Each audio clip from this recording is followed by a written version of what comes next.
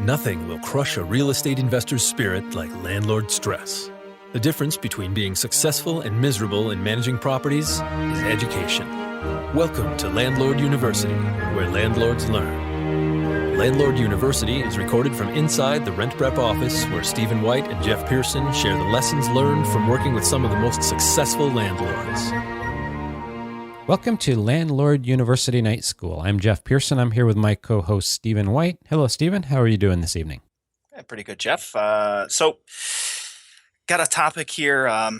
Came like a lot of topics do in the course of a conversation that I was having with a landlord. It was one of those conversations that you sort of scratch your head and go, really? I can't believe this isn't more obvious to you. But to this landlord, it wasn't an obvious thing. And so I walked him through it. And I think at the end of the conversation, he understood the importance of not making your tenants use their imagination. And the what we were talking about was he was having a really hard time getting people to just simply fill out an application. He said, the showings have been going okay. He only had 2 people that he was screening. Both of them came back terrible. And so he was sort of in this position where he said, I really don't know what to do. These 2 people that I thought were the best qualified, or at least they've filled out an application, and I screen them and they both have problems. I'm not going to rent to either one of them. What do I do from here? And so I just started going through some of the questions, trying to dig a little deeper and find out what his situation is with the place. And in the course of conversation, it comes up that the place is trashed from the previous tenants, and he's showing the apartment in this destroyed condition. And he basically had said, I'm showing these tenants and letting them know, don't worry, that'll be fixed. Don't worry, the carpet's going to be replaced, and don't worry, that hole in the wall will be all repaired when you're ready to move in. And he may have the best of intentions. I know that he does, but people aren't very good at using their imagination that way. They want to walk into a place and feel like this is home. This is a place I could see myself being, and they want to be comfortable there. And a great example is if you ever watch these shows on HGTV or whatever, you see a lot of very short-sighted people who will say something like, I hate that couch in the place. They'll go to an open house. It always drives me nuts when they say that, because in those cases, you're thinking, it's not your couch. You put a new one there. Just use your imagination. Right. But in these places, when it's the structural part of the unit, if a hole is punched in the wall or the carpet's got dog urine stains on it or whatever it is, you can't expect them to overlook that stuff and imagine it's going to be fixed and their furniture is going to look great in there. It just doesn't work that way. And so what was happening was this landlord was getting what he was putting out. He was getting the type of quality tenant that would be interested in that type of place. And it was very evident based on the background checks that he was seeing that these were not what I would consider a higher quality tenant. These were people who were okay living in slummy, trashed up apartments. And so, he had even made this, after I was talking it over with him, he came to kind of this self-awareness point where he's like, maybe I should fix the place up before I start showing it again. I said, yeah, that's a really good idea. But I think it's something that a lot of landlords overlook, or they get the place to only a certain point. I think it's important that you get it to a polished state when you're showing it, because you'll get more interest that way, and you don't have to tell people use your imagination, or you don't have to make them think twice about what you're asking for rental, because they're not going to say, well, I'm not going to pay $1,000 a month for this place. Everything's trashed. It's got to look like $1,000 place when they walk into it. When you're selling a property, you put a lot of time and effort to increase that curb appeal. What does it look like when they drive up and just look at it from the street? And then you want to be sure that when they walk in, it looks beautiful and wonderful. There's no reason to not do that when you're trying to market a rental property. You want to get the highest quality applicants you possibly can get, and you want to get applicants who look at your property and think, I would like to be here for a number of years, because you don't want to have to keep renting it out every 6 months, every year, every 2 years. You want to get it, the longer, the better. If you can get somebody to stay for 5 or 10 years who's a wonderful tenant, that's the best that you can have, because you don't have to keep doing it. So when it does come time to rent it out, it's really, really important. This is your business. You're selling. If you're selling a car, you're going to take it to the car wash and you're going to clean it and vacuum it and get it ready to go. Why wouldn't you do that with a rental property? You're talking about inviting people to want to live in your property and pay you money, and you want them to take care of it. And it's worth far more than a car. Certainly here in California, we think of things in terms of $500,000 as being something you can't find. But I know of rental properties here in San Jose where people have these properties that are worth $500,000, $600,000, and they haven't taken care of them. I was going to say the lawns are brown, but most of Everyone's the lawns are brown. brown. Yeah, right. But you can tell. I mean, sure, the lawn is brown, but there are no weeds in the gardens next to the lawns. And then when you walk into the house, simple stuff like picking up and not having trash on the ground and not having trashed carpets. But is the place clean? Is the paint good? It doesn't have to be great. You don't have to repaint every time you're going to market it, but really stop and think, what is my ultimate goal here? Would it make sense for me to paint all of the living areas, the living room and the dining room and the kitchen, because they're okay, but they're not great? Yeah, the bedrooms are fine. In this case, I don't need to do these other rooms and take this to another level. Could I replace the fixtures in the primary bathroom because they're a little bit old?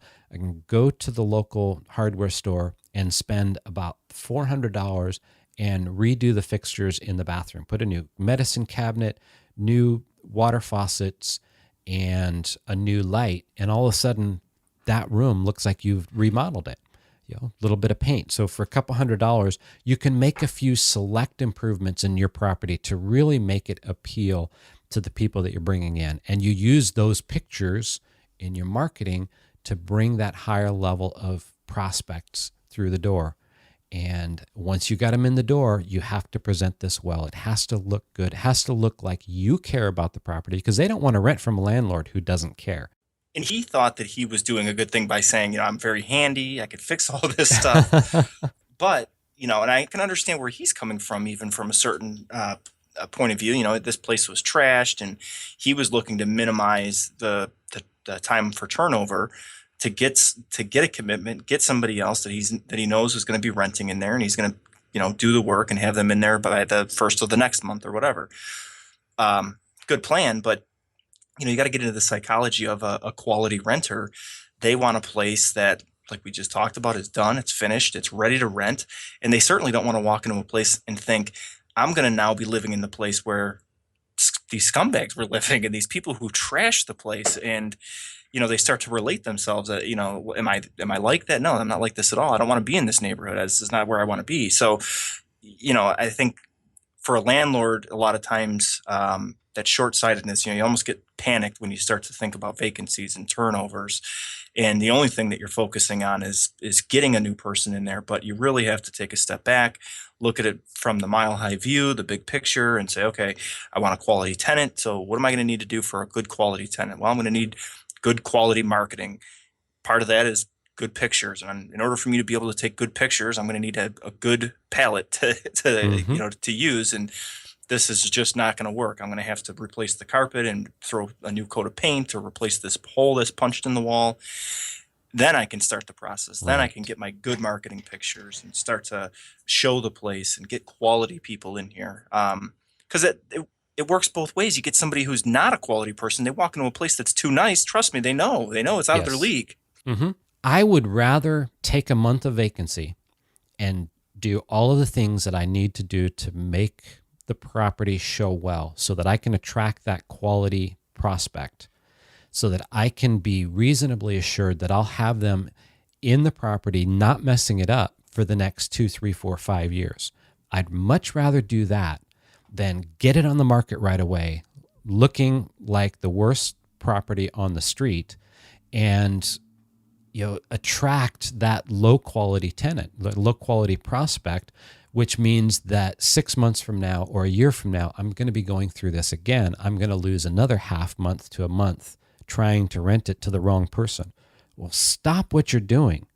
Fix the problem, make it presentable, market it well, market it to that higher class of prospect, and you're going to make your life easier in the long run. But you have to take that 1 month of putting it right. And maybe it's only going to take you a week, but do it well, do it right, and it's going to change the way that you view that property. Yeah, and case in point with this landlord, what a waste of time. He wasted time showing the place, wasted money running background checks, and wasted more time having to deny these people when he could have just spent that time and energy into fixing the place up and had it right the first time around, and not have to redo it over and over. So that's exactly what, as the conversation ended, that's exactly what he said. He said, I'm going to pull down the ads right now. I'm getting a good response, but nobody's filling out an application. So there's no point in,